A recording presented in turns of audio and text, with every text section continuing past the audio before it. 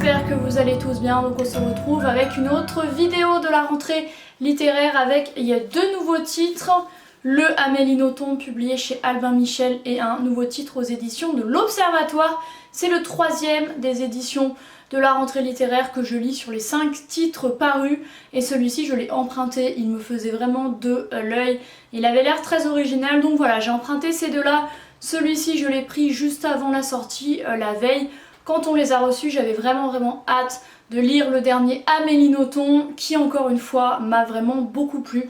Donc on commence cette vidéo avec ces deux titres là. Donc il y a tant mieux de Amélie Nothomb, c'est quoi? Il y a tant mieux, c'est une ode à sa maman, il est décédé il y a 2024. Elle était proche de sa maman, mais c'est vrai qu'elle en parle bien moins que de son père. Parce que Amélie Nothomb, vous le savez, très souvent, ce sont des... Elle écrit des romans sur elle, sur sa famille. Et ce roman-là, c'est une ode à sa mère, mais c'est écrit d'une façon très originale que je n'avais jamais vue chez elle. Et je trouve que ça change, et j'ai beaucoup aimé ce roman.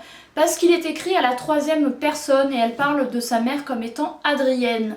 Du coup, voilà, elle dit Adrienne, elle, etc. Donc au début du roman, Adrienne vit avec ses parents à Bruxelles. Elle a 4 ans, elle vit également avec sa grande sœur Jacqueline. Ses parents sont un couple pas très, on va dire, pas très fonctionnel. Sa mère est un peu une grande princesse avec plein de bijoux, elle plaît, elle sait qu'elle plaît. Le père est un peu violent, pour dire les choses gentiment. Et il a décidé que cet été-là, Adrienne irait voir sa bonne maman à Gand, donc la ville Gand, et Jacqueline irait, elle, dans une autre ville, à Bruges, je crois, voir son autre grand-mère. Donc c'est Adrienne qui va, cet été-là, voir sa bonne maman, qui n'est pas du tout bonne, qui est horrible. C'est du coup la mère de sa mère. Elle n'a pas le droit de prendre de bain, elle a une bassine d'eau, elle prend de l'eau, elle se touche le nez, elle dit ça y est, je suis propre. Cette scène m'a fait beaucoup rire. Sa bonne, maman ne s'occupe, il n'y a pas du tout d'elle. Adrienne doit rester à l'intérieur, elle n'a rien pour s'occuper, donc elle s'occupe comme elle peut. Elle, il y a des robes, une cuillère en bois dans la cuisine de sa grand-mère et elle l'appelle Maïzena. Et ça devient un petit peu sa poupée. Elle tresse les espèces de franges qu'il y a sur les fauteuils. Et un jour, elle découvre le chat de sa grand-mère qui s'appelle Pneu.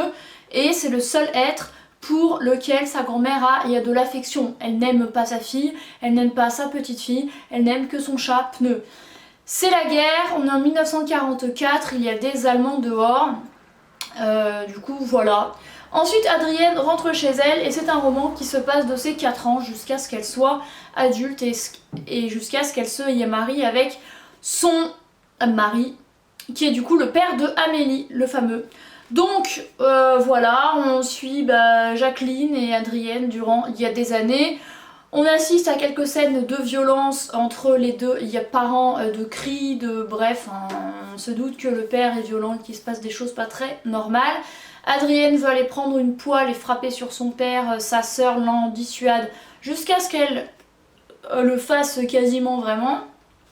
Il faut savoir que leurs parents ne voulaient que des fils, d'où le fait qu'elles s'appellent Jacqueline et Adrienne au lieu de Jacques et Adrien.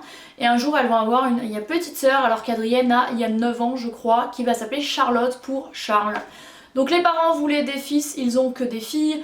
La mère Astrid, donc la mère de Adrienne, du coup l'arrière-grand-mère d'Amélie, non la grand-mère d'Amélie Nothomb, oui, n'a pas l'instinct maternel et c'est Adrienne qui va s'occuper de l'enfant. Du coup elle va aller à l'école, se maintenir à la limite pour ne jamais redoubler, mais vraiment sa scolarité va en prendre un coup parce qu'elle va se faire le devoir de devenir la maman de sa petite sœur comme sa propre mère et défaillante. Chacun de ses parents va vivre sa vie, ils se trompent entre eux, il y a des chats du quartier disparaissent, où est-ce qu'ils vont aller, bref. Il va se passer pas mal de choses, c'est un roman quand même difficile parce qu'il y a la guerre au début du récit, il y a la violence d'un foyer, on sent que les deux filles ne sont pas très voulues, qu'il y a une préférence. Adrienne est préférée à Jacqueline, ensuite Charlotte est complètement oubliée. Et un jour, heureusement, il a décidé que Adrienne ira avec sa sœur Jacqueline voir la fameuse bonne Yamaman à Bruges, donc la maman de son père qui elle est une femme aux antipodes de l'autre grand-mère. Donc voilà, il est un peu plus épais que d'habitude, il y a 210 pages, j'ai beaucoup aimé la façon dont c'était écrit, l'usage de la troisième, il y a personne, change un peu. J'avoue qu'au début j'étais un peu paumée, je pensais que c'était le point de vue de Amélie, enfin je pensais que Amélie parlait d'elle-même, puis je me suis dit elle s'est renommée Adrienne, enfin Amélie est devenue Adrienne. Après je me suis dit mais non, en 1944 elle était pas née, ça peut pas être elle. Et après j'ai capté qu'elle parlait de sa maman. Mais voilà, c'est quand même assez violent. On a la violence d'un foyer, on a la relation, il y a Belle entre Amélie et sa mère. C'est vraiment une ode à sa maman, c'est expliquer un peu sa vie. L'autrice dit à la fin cependant qu'elle a changé des noms, donc ce ne sont pas les vrais noms parce qu'elle ne se sentait pas d'utiliser les vrais noms pour parler de sa famille maternelle, donc de ses grands-parents, une famille avec laquelle elle n'est pas proche, et avec laquelle il n'y a pas trop de bonnes relations. Et donc voilà, écoutez, c'en est tout pour le Amélie Nothomb que j'ai beaucoup aimé, auquel je mettrais un bon, il y a 9,5 sur 10, je l'ai commencé à midi, je l'ai terminé le soir d'une traite. J'ai beaucoup aimé ce roman et ça nous plonge vraiment dans la Belgique des années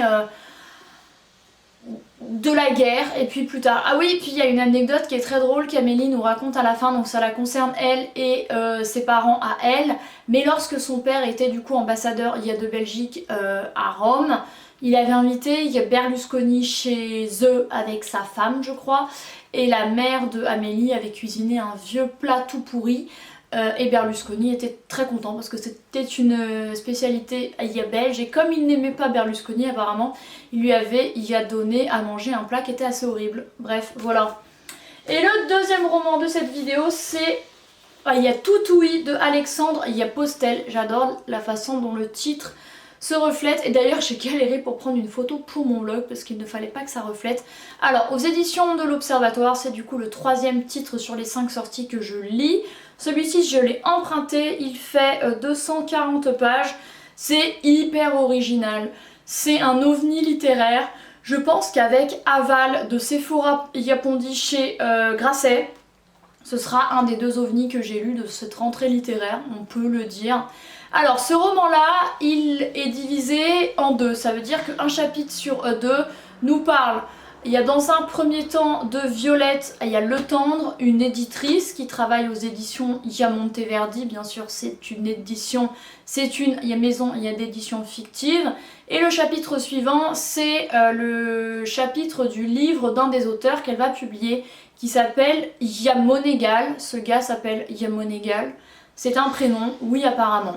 Donc Violette, du coup elle est éditrice, et un jour il va y avoir le fameux Yamonegal qui est en fait le compagnon d'une ancienne amie à elle qui s'appelle Justine, de laquelle elle s'est un petit peu éloignée, qui va lui proposer de publier son livre. Et en fait chaque semaine Yamonegal va envoyer un mail à Violette avec un chapitre de son roman. Il lui dit que son roman ne fera pas plus de 10 chapitres, et chaque semaine un chapitre.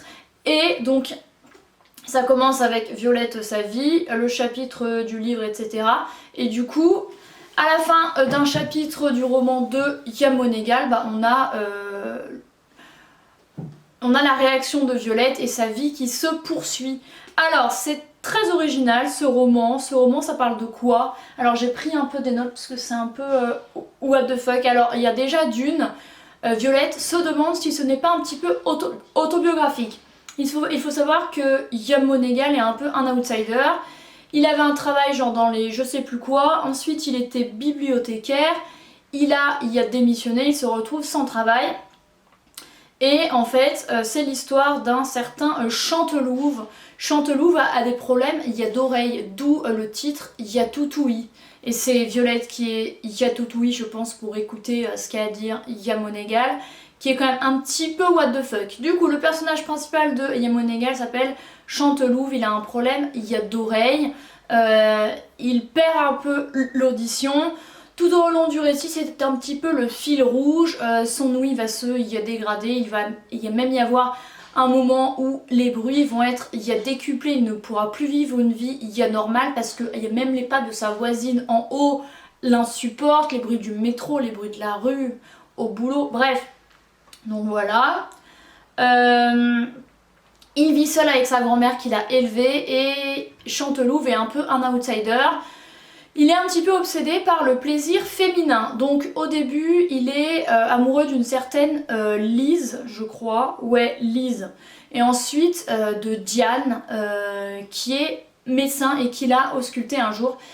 Et en fait, il va être obsédé à l'idée de donner du plaisir à une femme, chose qu'il n'arrive pas à faire. Il va espionner Diane lorsqu'elle passe longtemps, par jour, dans sa salle, il y a de bain.